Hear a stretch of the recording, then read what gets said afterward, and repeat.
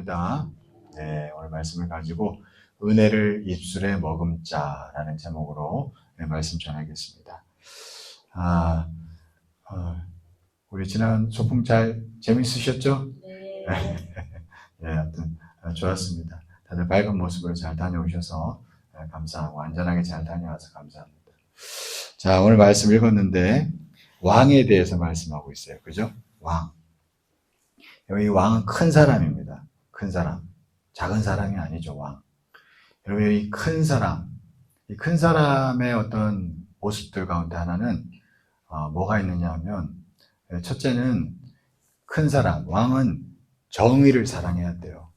이 정의, 바른 거를 사랑해야 됩니다. 그래서 정말로 어떤 의미로는 사람들이 다 바른 말 하지 않고 움츠러들고 숨어 있을 때, 그때 누군가는 바른 말을 해야 할 때가 있잖아요. 어떤 그런 때 바른 말을 탁 하는 사람은 이 왕 같은 사람이에요. 그 사람이 큰 사람입니다. 시편 58편 1절에 보면 이런 말씀이 있어요. 제가 읽어드릴게요. 통치자들아, 왕이죠. 통치자들아, 너희가 정의를 말해야 하거늘 어찌 잠잠하냐, 이런 구절이 있습니다. 그러니까 이게 왕, 큰 사람들은 그러니까 어떤 땐 바른 말을 촥 해야 돼요. 그럴 때가 있습니다. 언제 어디선지 모르시겠지만 그런 때가 있어요. 그런 사람은 큰 사람이고 왕 같은 사람이죠.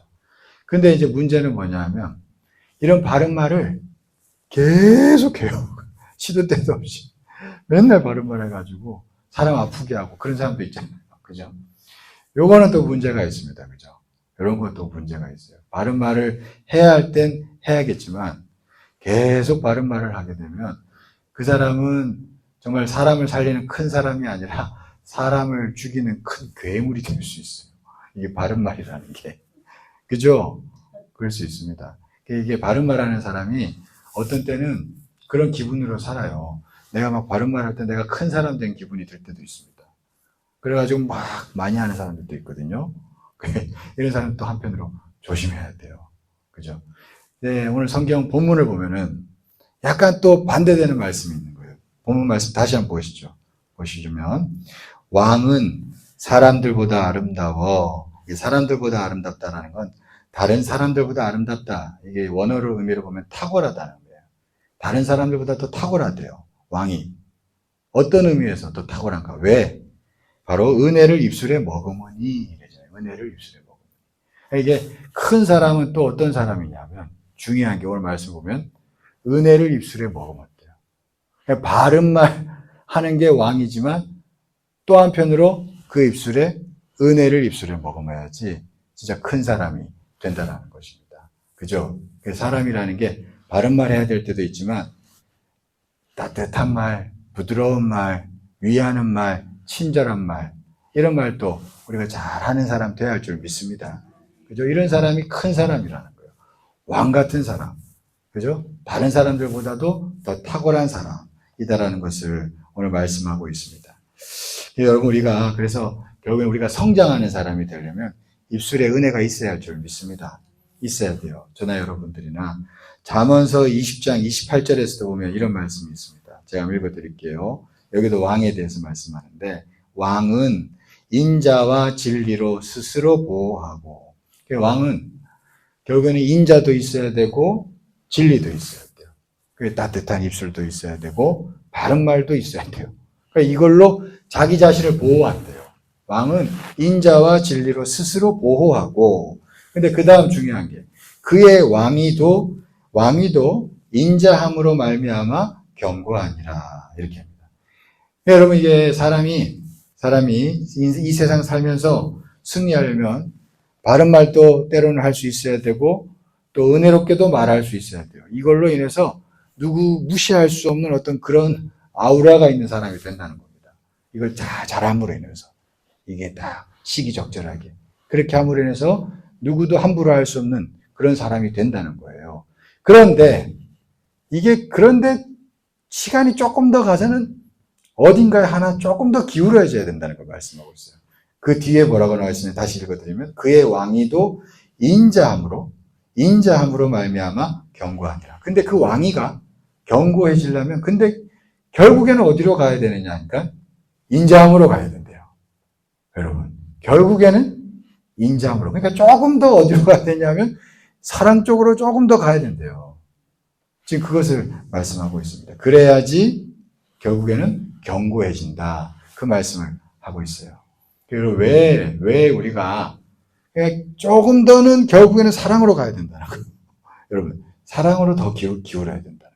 왜 그럴까요? 여러분, 하나님이 그렇게 일을 하시기 때문입니다. 하나님이. 첫째는 하나님이 그렇게 일하시기 때문에 그래요. 그 시편 107편에 보면은 나중에 가서 한번 읽어보십시오. 집에 가서. 107편 33절 이하부터 보면 어떤 내용이 나오냐면 그런 내용이 나옵니다. 하나님께서 세상을 섭리 가운데서 다스리시는데 어떤 땐 축복하시고 어떤 땐 심판하시는 거예요. 그러니까 축복과 심판을 이렇게 번갈아 가시면서 세상을 다스리신다는 거예요.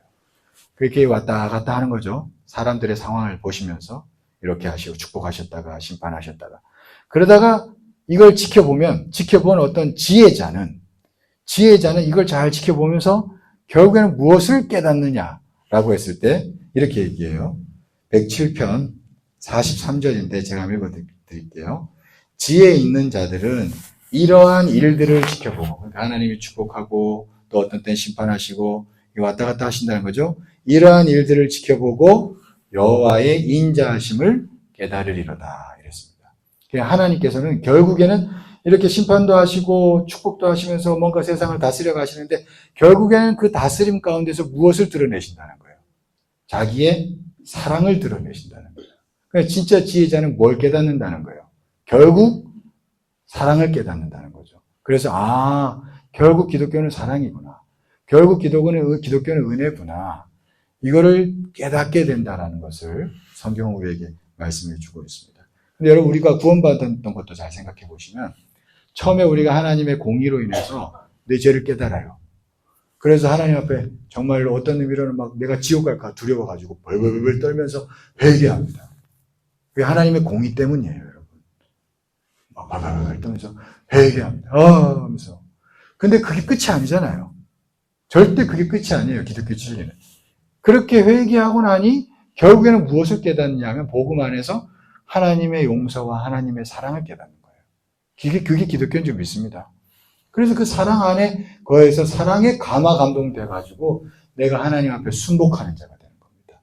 여러분 이게 기독교예요. 여러분 믿습니까?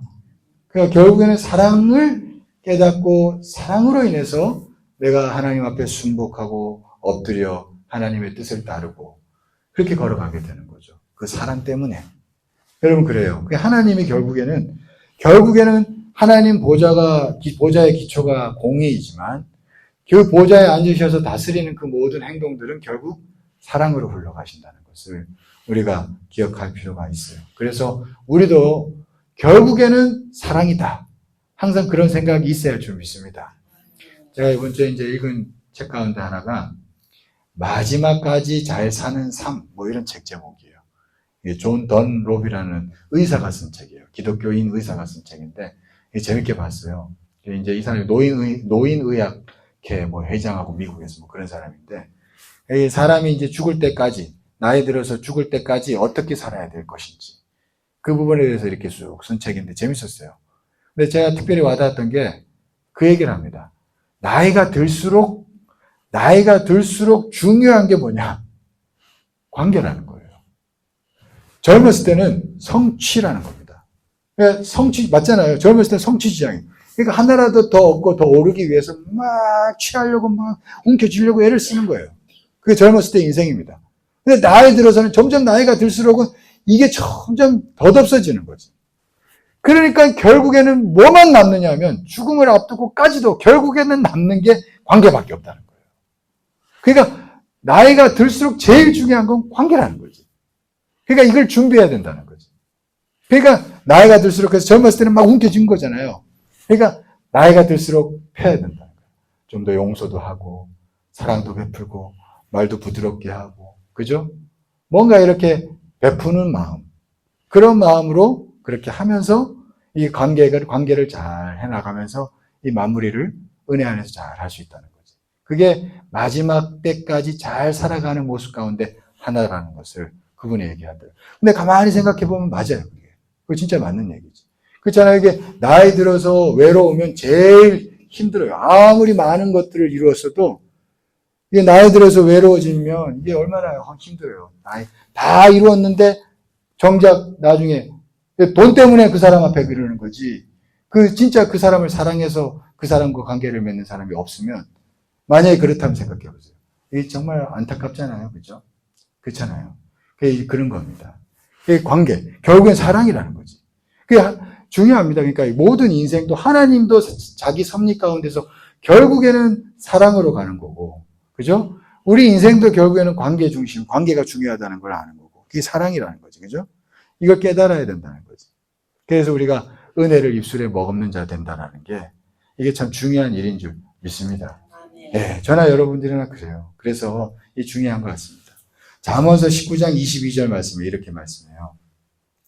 사람은 자기의 인자함으로 남에게 사모함을 받느니라 이랬습니다. 이게 자기의 인자함으로 남에게 사랑을 받는데요. 사랑을, 사모함을 받는데요. 이게 영어 확대 번역본을 보니까 제가 보니까 이렇게 되더라고요. 제가 번역을 해볼게요. 사람이 사람에게 바라는 것은 친절합니다. 영어 성경에 또 이렇게 번역된 데도 있더라고요. 근데 맞잖아요.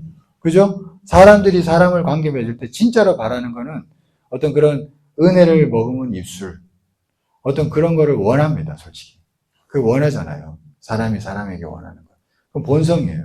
그러니까 이거를 깨닫는 자는 관계가 중요하다는 걸 알면 결국에는 은혜를 입술에 머금으려고 할 거고, 그걸 가지고 기도도 할 거고, 그렇게 하나님께 나아갈 줄 믿습니다. 그러면 하나님께서 우리를 조금씩 빚어가실 줄 믿습니다. 참 그렇습니다. 그래서 이게 말 한마디도 어떻게 하느냐가 중요한 것 같아요. 이제 응답을 중시하는 교회들 보면은 그런 이제 기도 많이 하고 그런 교회들 보면은 하나 문제가 뭐냐면 응답받고 난 다음에 그걸 이제 누군가한테 말해줄 때 분란이 많이 일어나요. 싸움도 많이 일어나요. 그런 거 많이 봅니다. 왜냐하면 이제 응답 받은 사람도 자기가 본 걸 그대로 얘기한 것 뿐이야. 그죠? 근데 그게 누구한테 가시를 줘가지고 누구한테는 힘들게 하는 거죠. 예를 들면 부정적인 거 볼 때 있잖아요. 기도하다가 꿈 꿨다가 그래가 너 그런데 내가 부정적인 거 이런 거 내용인데 그러면 듣고 이제 이제 난리 나는 거죠.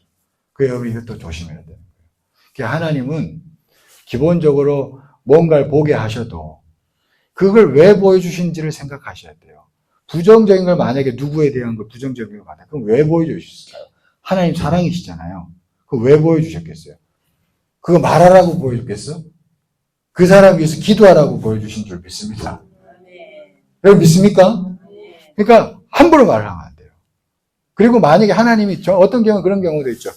계속 뭔가 그게 그 사람 인생에 엄청 중요한 문제라서 푸시해서 하나님은 뭔가 말하게 할 수도 있어요. 그럼 그걸 반드시 긍정적으로 풀어서 얘기해야 됩니다. 여러분, 반드시. 절대로. 그래서 여러분 이게 제일 중요한 게 은사 있는 사람들은요, 첫째도 둘째도 제일 중요한 게 은사가 중요한 게 아니라 말을 훈련해야 돼요. 말을. 이게 중요합니다. 이게 고린도전서 14장 3절에서 이런 말씀이 있어요. 예언하는 자는 사람에게 말하여 덕을 세우며 이랬어요. 이게 덕을 세워야 된다는 거예요. 덕을. 그러니까 어떤 받은 게 있으면 받은 걸 가지고 말할 때 덕을 세워야 된다는 거예요. 그게 무슨 얘기예요? 덕을 세워야 된다는 거 반드시 긍정적으로 얘기해야 된다는 얘기예요. 여러분 믿습니까? 여러분 혹시나 여러분들 무슨 꿈꾸고 부정적인 거 봤다. 첫째는 말하지 마세요. 첫째는 말하지 마시고 말하지 않는 게 제일 좋아. 부정적인 거 봤으면 말하지 않는 게 제일 좋고 저한테도 얘기하지 마세요. 저한테도. 그죠? 둘째는 이게 훈련이 잘 된다면 긍정적으로 얘기를 해야 돼요. 덕을 세우도록. 여러분 믿습니까? 이게 제 얘기 아니죠. 성경의 말씀입니다. 여러분 그렇게. 그러니까 하나님이 오늘 이게 성경을 보시면 그러니까 은혜를 입술에 머금는 부분을 얼마나 중요시 여기는지 분명히 알 수 있죠. 분명히 알 수 있습니다. 여러분 그렇게 함으로 인해서 우리가 진실로 왕 같은 주의 백성들 될 것입니다. 잠언서 15장 2절에도 이렇게 말씀해요. 제가 한번 읽어드릴게요. 지혜 있는 자의 혀는 지식을 선히 베풀고 미련한 자의 입은 미련한 것을 쏟느니라. 이것도 의미 있어요. 지혜 있는 자의 혀는 지식을 선히 베푼대요. 그게 말 한마디도 선히 베푼다는 거지. 그죠? 그렇게. 근데 미련한 자는 쏟는데요. 미련한 것을 쏟는다는 거지. 이것도 의미 있죠. 그냥 확 쏟아버려요. 그러니까 선히 베풀 수 있는 저와 여러분 되기를 간절히 축원합니다. 하나님께서 우리의 입술을 인도해 주실 줄 믿습니다. 우리 부족해요. 저나 여러분들이나. 하나님의 뜻을 깨달으면 우리가 기도하게 되고 가슴에 품게 되잖아요. 이것을 품어야 할 줄 믿습니다. 이 말씀을 품고 우리가 입술이 은혜를 머금음으로 인해서 우리 이 땅 가운데서 정말 왕 같은 자들, 정말 사람들보다 더 아름다운 그런 복된 자들 될 수 있기를 간절히 축원합니다. 그래서 여러분들의 입술로 인해서 한 영혼이 살게 되고 교회가 살게 되고 정말 우리나라가 살게 되는 귀한 일이 있게 될 줄 믿습니다. 축복합니다. 기도하겠습니다. 사랑이 많으시고 은혜가 풍성하신 하나님 감사합니다. 하나님 오늘 성경 말씀의 왕은 정말 사람들보다 더욱 탁월하고 아름답다 하셨습니다. 왜냐하니까 은혜를 입술에 머금었기 때문에 그렇다라고 오늘 성경에 말씀하셨습니다. 하나님 우리도 입술에 은혜를 머금을 수 있도록 인도하여 주시옵소서. 하나님 모든 말을 우리도 정말로 선히 베풀 수 있고 정말 쏟는 자가 아니라 선히 베풀고 은혜를 베푸는 복된 입술 되게 하셔서 우리를 통해서 한 영혼이 살게 되고 한 영혼이 더욱더 세워지는 복된 일들이 나타나게 하여 주시옵소서. 하나님 우리를 그렇게 빚어가시고 우리를 그렇게 사용하실 줄 믿사오며 주님께 모든 것 맡기며 예수 그리스도 이름으로 기도드리옵나이다. 아멘.